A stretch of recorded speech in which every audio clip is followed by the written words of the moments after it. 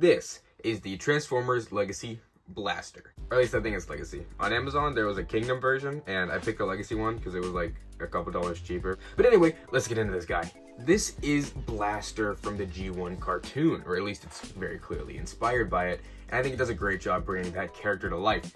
The only main inaccuracies I can see are these weird rectangles on his shoulders that just weren't present in the G1 iteration. But before we get into this guy, let's talk about his box, because I hate it. Now you could say it's my fault for getting the Legacy version, but the Kingdom boxes also have this weird slant in them, which makes them super annoying to display. Not only that, this color scheme is downright obnoxious. I cannot see what's going on. I don't even want to say he's saturated. The colors are just, they look wrong. There's crap all over the place. I cannot see what's happening. If I saw this in a store, I would not pick it up. And then when he's inside the box, there's a whole bunch of open space, and I don't see why the box needed to be this big. Like, look at this guy. He's not small or anything. He's a Voyager, right? But he can fit in there pretty well on his own. He doesn't need that much box space, and the awkward size makes it pretty difficult to display. I like to display my boxes because I'm just weird like that. Anyway, on the side you have artwork of Blaster that looks fine. I don't like seeing Blaster be this serious. He's a very lighthearted Autobot, and I love him a lot. And then there's these guys. Don't know who this is. There's RC, Hot Rod, or that might be Rodimus, and Optimus on Bulkhead. Literally don't know who this is. On the back, it shows all the stuff he comes in. You transform in 20 steps. Like, no one cares. Moving on to the figure itself, the sculpting is very, very good. The mold for this guy is downright phenomenal in my opinion. All the proportions are just perfect, and he reminds me a lot of Blaster from G1, which is obviously the whole purpose to get this guy. Of course, he has the iconic tape deck boombox holder thingy that can eject, and there's even some nice molded detail on the inside, which I really appreciate. And probably one of my favorite details on this whole guy is this right here. For those who don't know, this is a reference to the G1 Blaster, where his arm had the same exact thing to sort of push his hand out. And I think that's really, really cool. Although this detail should be on the side of the arm, I don't care. That's just such a neat little thing that they didn't have to do. And it is kind of continued on the back, kind of. Also, the head sculpt. The head sculpt is really, really good, super accurate to G1, but again, my only issue with the guy is how serious he is. Blaster is super, super lighthearted and super fun. I feel like he should always have a smile on his face, and this guy is like, really serious. Other than that, there's not too much painted detail aside from this big, massive amount of yellow on the opening part of him. Obviously, they had to mold it in clear plastic, and instead of just making it two different pieces, for some reason they painted yellow all over it, and you can kind of see some of the paint on here.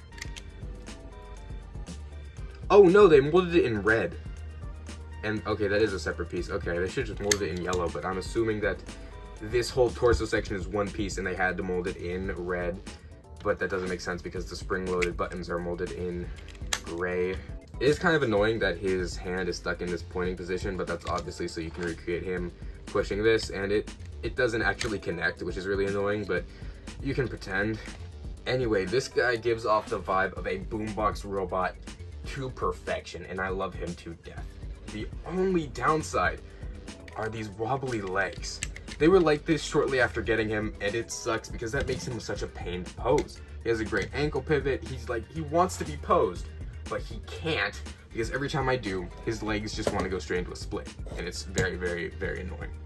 That may just be a problem with my copy, but at the end of the day, if it's a QC issue I have to include it in my opinion of the figure, and that's the biggest downside of him because I want to fiddle with this guy a lot. I want to mess around with him a lot. When I had him on vacation, I constantly wanted to mess with him, but it was just really annoying and inconvenient too because of these legs. If you guys have any suggestions on how to fix these pins, make them a bit more stiff, leave them in the comments below because I'd be more than happy to fix this guy up a little bit. Speaking of posing, this guy's articulation is decent, I'd say, for a Voyager class, I guess. It is really annoying. I feel like this is one of those things that's just kind of always inexcusable. There's no wrist rotation, even though there 100% could be. 100% could be. I mean, the wrist can go in a little bit for some reason. I think it's just because this part is hollow that you can do that. But that's it. There's no wrist swivel. There is a good ankle pivot though, and it's pretty nice. The shoulders feel a little limited just because of how blocky they are.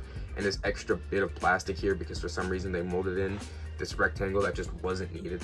But I do like all of the intricate lines and very Cybertronian detail going throughout, especially this back. This is a clean backpack. I know it also serves to make the boombox mode look good, but these like almost speaker looking holes and this maybe like battery pack, I just love it a lot. That's some good detail right there. And there's also this butt flap. That's for the transformation, so don't worry about it. Again, like I said, standard stuff. But this guy, he doesn't pass the crossing the arms test. He fails the matrix test. He passes the scratching his head test fairly well. He has an okay split, but it is definitely dragged down by these super loose legs. He pretty much fails the Adam Warlock test, but if you partially transform his back and open this up and make the head go in a little bit, you can kind of cheese him looking up. So I give it like an 80%. And of course, the all-important superhero landing. He fails miserably. Like I said, the posability on this guy is good, but there are many aspects that just make it feel so limited. For size comparison, the Studio Series 86 Perceptor, the Studio Series 86 Ironhide, the Studio Series 86 Starscream, the War for Cybertron Wheeljack, Earthrise I think, the Studio Series Last Night Hot Rod, and the G1 Perceptor. Seeing them side by side makes me really happy because I love this guy so much and I love this guy so much. Blaster is really fun and it's super cool to see the inspiration that they took for him. You know what? Actually, these shoulders are exactly the same as these, except just molded in black. I love all the little details they put in this guy. Alright, what's the deal with this video? Why did it just end so abruptly? I recorded those recordings in, I think, July. That was when I was trying to upload consistently on all 4 of the channels, and I was loaded with crap. And after that recording, when I went to record some more, I ran out of space, and I just never got around to finishing it. And I figured I would finally edit it after all this time, post it, see how it does. If y'all liked it, I would like to redo that review. Regardless of if I ever finish recording it, I got a lot of random stuff wrong, and there was a lot of yappage in that, but I do like a lot of it. I think it has potential. I like that style I was going for, so give me some constructive criticism in the comments down below, and maybe I will redo that Blaster review and continue some other Transformers reviews. But yeah, thank you guys so much for watching. If you're interested in following my TikTok, that link will of course be in the description. Make sure you use creator code GooseHamlin in the Fortnite item shop. Keep on transforming my Goose and Ham sandwiches, and I'll see y'all later. Peace out.